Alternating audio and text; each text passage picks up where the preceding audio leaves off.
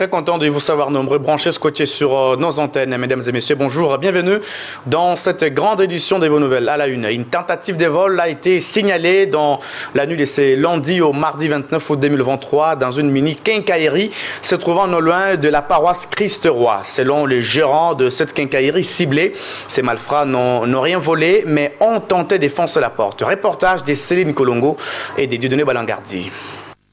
Un cas de vol se produit dans la nuit du lundi à ce mardi 29 août 2023 à Kalemi au quartier Katakide, plus particulièrement à Maendeleo. 3 fois visité cette quincaillerie de la ville, mais cette fois-ci, rien n'a été importé comme article de vente, nous a prescrit l'enfant du propriétaire.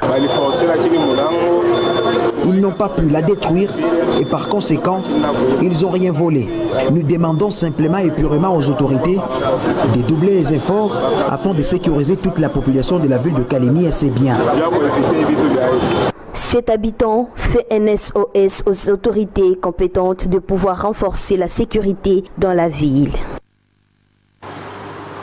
Après la députation nationale, provinciale et des conseillers communaux, bientôt la commission électorale nationale indépendante va ouvrir à Kinshasa les bureaux de réception et traitement des candidatures pour la présidentielle dans la dizaine de mois de septembre. Contacté par voie téléphonique par votre rédaction, le secrétaire exécutif provincial de la centrale électorale au Tanganyika a éclairé la lanterne à ce sujet au téléphone de Dieudonné Balangardi. Comme vous le constatez, la CENI est en train de respecter son calendrier tel qu'est publié le 26 novembre 2022. Il est prévu la convocation de l'électorat pour l'élection présidentielle le 1er septembre 2023. Et je pense qu'à cette date, le bureau de la CENI va devoir convoquer l'électorat pour ce type d'élection.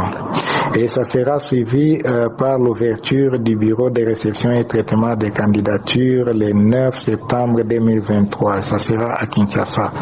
Comme vous le savez, la circonscription électorale pour ce type d'élection, c'est toute l'étendue de la République. Et Kinshasa étant la capitale de la République démocratique du Congo, donc c'est là où sera installé et ouvert les bureaux de réception et traitement des candidatures pour l'élection présidentielle. Donc, et les conditions requises pour être candidat président de la République, selon la loi électorale, il faut posséder la nationalité congolaise d'origine, il faut être âgé de 30 ans au moins, il faut jouir de la plénitude de ses droits civils et politiques, il faut avoir un diplôme d'études supérieures ou universitaires, ou à défaut de ça, justifier d'une expérience professionnelle d'au moins 5 ans dans les domaines politiques, administratifs ou socio-économiques. Et aussi avoir la qualité d'électeur. Il peut se faire qu'un candidat ne s'était pas fait enrôler lors de l'opération d'identification et enrôlement des électeurs, mais il peut le faire à l'occasion du dépôt de sa candidature au bureau de réception et traitement des candidatures. Là, ce sont les conditions requises pour être candidat président de la République. Au-delà de ça, il y a certaines pièces qui sont exigées dans les dossiers du candidat. C'est notamment les certificats de nationalité, l'extrait du casier judiciaire en cours de validité, la photocopie de la carte d'électeur, les récépissés du paiement des frais de dépôt de candidature non remboursables. Pour les candidats présidents de la République, il faut 160 millions de francs congolais versés dans les trésors, dans les comptes du trésor public. Et aussi avoir une photocopie certifiée conforme. Donc, pour les candidats présidents de la République qui joint dans son dossier la photocopie du diplôme d'études supérieures universitaires, ça doit être certifié conforme à l'original. Donc là, ce sont les pièces exigées dans les dossiers du candidat président de la République, au-delà des formulaires retirés à la CENI et remplis par les candidats ou son mandataire. Donc, je pense que au regard de ce que la CENI est en train de mener comme activité sur terrain, Et plus question à la population dans son ensemble de douter à la tenue des scrutins le 20 décembre 2023. Donc la CENI est en train de faire sa partition, mais il est demandé à toutes les autres parties prenantes au processus électoral d'accompagner la CENI dans ce sens. Certes, la mission d'organiser les élections revient à la CENI, mais elle y arrive si elle se fait accompagner par toutes les autres parties prenantes, notamment les institutions de la République, les organisations politiques et la société civile. Donc chacun doit jouer convenablement son rôle pour espérer à la tenue des bonnes élections à la date prévue. Le lundi prochain au Tanganyika, comme partout en RDC, l'année scolaire 2023-2024 va devoir débuter. À ce sujet, le gouvernement provincial via son ministère des Sports que chapeaute Cyprien Katombe a durant une interview exclusive accordée à votre rédaction précisé que la Commission nationale des préventions routières et la police des circulations routières seront mobilisées pour réduire les cas d'accident. Cyprien Katombe a répondu aux questions des Dieudonné Balangardi. Bien sûr, vous avez raison, le 4 septembre prochain, nous allons assister à la rentrée scolaire dans notre province de Tanganyika en particulier et généralement dans toute la République démocratique du Congo. Alors, les mesures qui sont prévues par le gouvernement provincial et surtout dans les domaines des transports, c'est d'abord la mobilisation de tous les services de l'État qui régulent la circulation routière. Et là, nous voyons spécialement la police de la circulation routière, la PCR. Nous voyons également la Commission nationale de prévention routière, CNPR. Voilà les deux services qui seront mobilisés et qui seront mis sur pied pour essayer de réguler la circulation, mais également conduire les piétons, surtout les enfants qui rentrent à l'école, surtout ceux qui font l'école primaire, l'école maternelle, et même ceux qui sont au niveau du secondaire doivent être orientés et régulés par la CNPR ainsi que la PCR. Voilà un peu les mesures qui sont prévues dès le lundi prochain. Vous allez voir qu'il y aura un grand nombre de ces agents sur la route pour essayer juste d'orienter les passagers sur la route. La population de Kalemi, plus particulièrement celle qui fréquente régulièrement la place Kiseboué, a constaté depuis un certain temps de traçage sur cette place publique sans savoir la vraie raison. Interrogé à ce sujet, le ministre provincial en charge des transports et voies des communications, Cyprien Katombe, a précisé que ce traçage va bientôt permettre à la ville de Kalemi d'être dotée de feux de signalisation routière très incessamment. Par rapport à ce qui était tracé, soit ce qui est tracé à la place Kiseboué, ce que la population doit retenir, c'est que dans les prochains jours, nous allons mettre sur pied en fait l'effet de signalisation routière, accompagné d'un podium au niveau de Kiseboué. Tout ça, c'est pour essayer de réguler la circulation et ça va nous éviter des accidents dans les prochains jours. Comme vous savez, notre ville et surtout notre boulevard Lumumba n'a pas de panneaux de signalisation ni de feux de signalisation. Alors, ce sont des choses que les gens assistent dans d'autres villes, mais particulièrement dans notre ville de Kalemi, il n'y en a pas. Alors, ça sera pour la première fois, je crois, ça sera d'ici la semaine prochaine que vous allez assister, ou soit que la population va assister, que nous allons descendre à la place Kiseboué pour lancer la mise en place de panneaux de signalisation ainsi que de feux de signalisation à la place Kiseboué. Et ça sera précédé, bien entendu, par une sensibilisation, parce que ça sera pour la première fois que nos conducteurs et même nos passagers n'ont jamais assisté à ça dans la ville. Alors voilà ce que la population peut retenir par rapport à ce qui est placé à la place Kiseboué. C'est que dans les prochains jours, je crois la semaine prochaine, nous allons mettre en place les feux de signalisation dans la ville de Kalemi. C'est entièrement financé par le gouvernement provincial à travers notre service technique qui est la CNPR. Parce que la CNPR, qui est la Commission nationale de prévention routière, c'est un service technique du ministère des Transports et des Enclavements. Alors le gouvernement provincial provincial viendra à travers Madame le gouverneur de province elle-même, accompagnée de nous, qui sommes ses ministres et les services techniques de la Saint-Père. Nous allons mettre sur pied le feu de signalisation ainsi que des panneaux de signalisation en commençant par les gouvernorats jusqu'à l'aéroport. Voilà ce que nous prévoyons faire dès la semaine prochaine.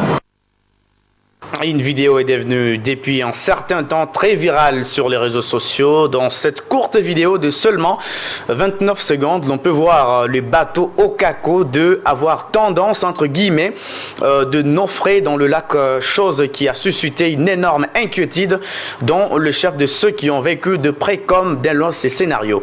Interrogé à ce sujet, les commissaires lacustres du port public de Kalemi, Jean Kiato, en appelé la population au calme, car à l'en croire, il ne s'agissait que d'un simple tangage.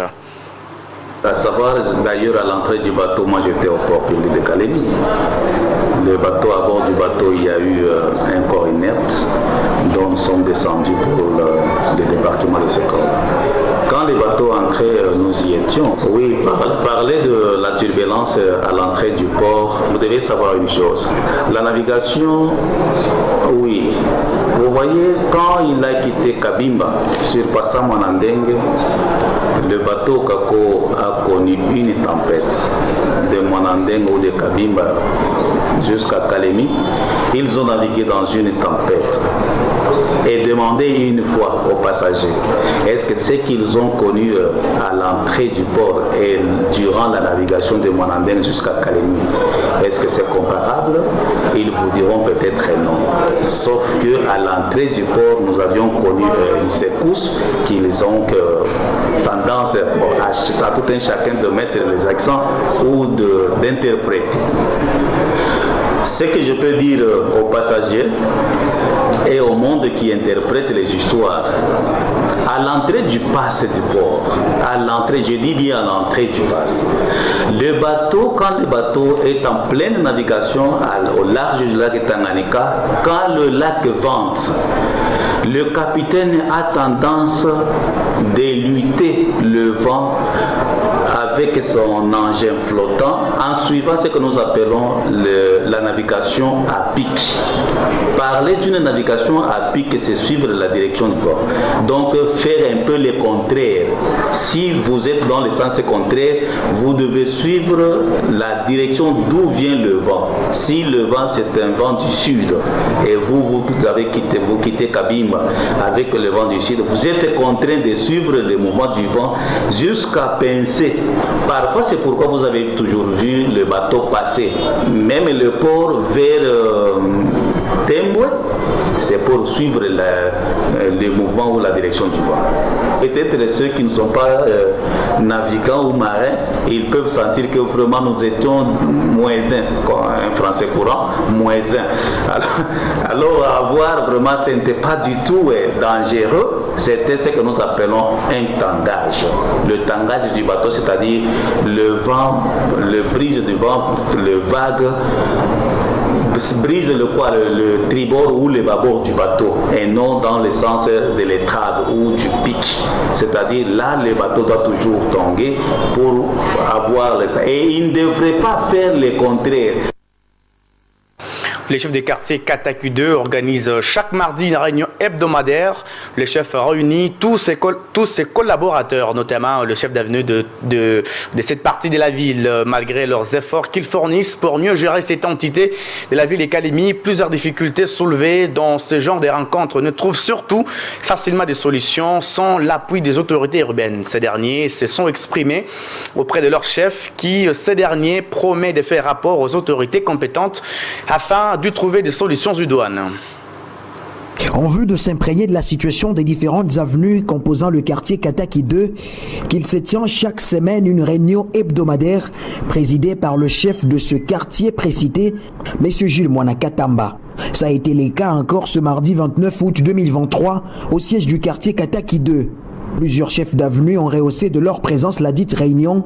Occasion pour eux, devant la presse, de présenter leurs difficultés respectives auxquelles ils font face au quotidien. À titre exemplatif, le chef de l'avenue Mission dit être victime de manque de canalisation d'eau des robinets. Celui de l'avenue Kalumbi a à son tour soulevé le problème de sécurité dans son agglomération. Celui de l'avenue de l'hôpital a attaqué la Régie des eaux car cette société ne fait qu'installer plusieurs robinets dans des routes et cela est à la base de la détérioration de ces tronçons routiers qui mènent vers l'avenue Makanda. Celui du bloc d'Ave a quant à lui soulevé le problème de l'exploitation illégale de sable dans le littoral du lac Tanganyika. Le chef de quartier Kataki 2, M. Jules Mwanakatamba, est revenu sur l'objectif de cette réunion. Normalement, c'est une organisation à chaque semaine. Nous avons une réunion hebdomadaire. Chaque semaine. C'est pour ça que vous nous trouvez ici. Nous sommes en réunion. Le but, c'est toujours de savoir à chaque avenue qu'est-ce qui s'est passé pendant la semaine. La visite d'Évariste Ndayishimiye en République démocratique du Congo est largement commentée par les médias qui nous ont apparu le matin de ce mardi. Melchior Katontoulou pour la note des revues de presse.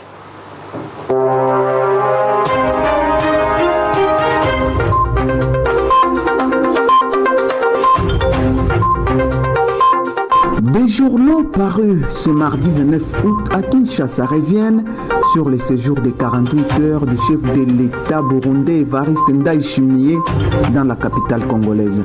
Mesdames et messieurs, revue de presse. Le potentiel ouvre les balles et indique que Kinshasa et Bujumbura agitent la carte de la contrainte régionale après que les rebelles du M23 ont refusé de se cantonner et de se désengager. À l'invitation de son homologue congolais, note ce quotidien, le président de la République du Burundi et président en exercice de la Communauté des États d'Afrique de l'Est et assez en sigle, Évariste Ndayishimiye a effectué une visite de travail en RDC du 27 au 28 août courant. Et même si l'objectif de la visite était de renforcer davantage les liens d'amitié, de fraternité et de coopération dans des domaines variés d'intérêts communs tels que ceux de la défense, de la sécurité et du commerce, rapporte CW. Félix Tshisekedi et Évariste Ndayishimiye ont longuement porté leur regard sur l'évolution de la situation sécuritaire dans l'est de la RDC à travers les processus de Nairobi et de Luanda. À ce sujet, signale ce portail, les deux chefs d'État ont demandé à toutes les parties concernées de respecter et d'appliquer la feuille de route conjointe des processus de Nairobi au Kenya, de Luanda en Angola, tel qu'enrichi et adopté par les sommets des chefs d'État et des gouvernements de l'Union africaine du 19 février dernier. À cet effet, ajoute ce journal, Kinshasa et Bujumbura constatent et déplorent le fait que le M23 n'a pas la volonté de se désengager et d'aller dans le centre de cantonnement. Ainsi, sans passer par les deux de la cuillère, les deux chefs d'État ont lancé un appel à la région de prendre ses responsabilités pour contraindre le M23 d'aller au cantonnement. À ce sujet, l'avenir cite le chef de l'État burundais qui, lors de son passage à Kinshasa, déclare « Notre exigence reste la même. La force régionale doit être plus active à l'image du contingent burundais parce qu'à certains endroits, nous observons une sorte de laxisme. Cela ne va pas s'éterniser sans que nous puissions réagir. » Partenariat gouvernement primaire à Gold. Sur un autre chapitre, la prospérité cite le ministre des Finances Nicolas Kazadi qui balaye d'un revers de la main et en bloc les allégations du député national Alfred Maïcha affirmant que la RDC aurait accordé à la firme des droits émiratis Primera Gold des avantages exorbitants pour l'exploitation de l'or, des cassitérites et du cobalt dans les provinces du Nord Kivu, du Sud Kivu et du Maniema. Abondant dans le même sens, poursuit ce portail, le directeur de cabinet adjoint du président de la République chargé des questions économiques et financières, André Ouamesso, a enfin précisé que le chef de l'État a préconisé qu'il y ait les mêmes approches et surtout le même entendement s'il faut vraiment récupérer une portion de la souveraineté de la RDC, notamment grâce à cet accord conclu avec Primera. Pour sa part, la référence plus indique qu'après la clameur publique sur les dossiers Primera Gold, le ministre des Finances a assuré que le partenariat avec la société émirati est la meilleure voie pour stopper la mafia qui s'est installée dans le secteur depuis des années. À ses yeux, signale ce quotidien, c'est le seul moyen de stopper la folie meurtrière de ceux qui utilisent l'or et les coltans du sang pour sécuriser la partie est du pays. Mesdames et messieurs, c'est tout pour ce journal des journaux.